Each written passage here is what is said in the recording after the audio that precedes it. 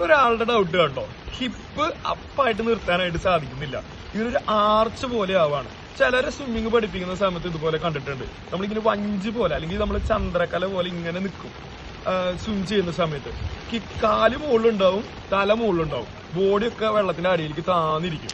അപ്പൊ അതൊരു പ്രോബ്ലം തന്നെയാണ്. അങ്ങനെയുള്ള ആൾക്കാർക്ക് സ്വിം ചെയ്യാൻ ഭയങ്കര ബുദ്ധിമുട്ടാണ്. അതുപോലെ കൈ വലിച്ചു കഴിഞ്ഞാൽ മൂവ് ചെയ്യാൻ ബുദ്ധിമുട്ടാണ്, ബ്രീത്ത് എടുക്കാൻ അതിനേക്കാൾ ബുദ്ധിമുട്ടാണ്.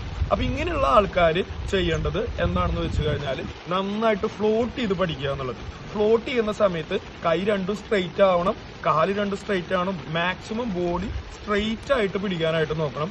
നല്ല ബ്രീത്ത് ഹോൾഡ് ചെയ്തിട്ട് നിങ്ങൾ ചെയ്ത് കഴിഞ്ഞാൽ കുറച്ച് നേരം നിങ്ങൾക്ക് വെള്ളത്തിൽ നിൽക്കാനായിട്ട് സാധിക്കും. അതായത് മൂവ് ചെയ്ത് കുറച്ച് നേരം അങ്ങോട്ട് മൂവ് ചെയ്ത് അങ്ങോട്ട് പോകാനായിട്ട് സാധിക്കും. ബ്രീത്ത് ഒന്നും ഇല്ലാണ്ട് ചെയ്യുമ്പോഴാണ് നിങ്ങൾക്ക് അധികം ദൂരം ചെയ്യാനായിട്ട് പറ്റില്ല.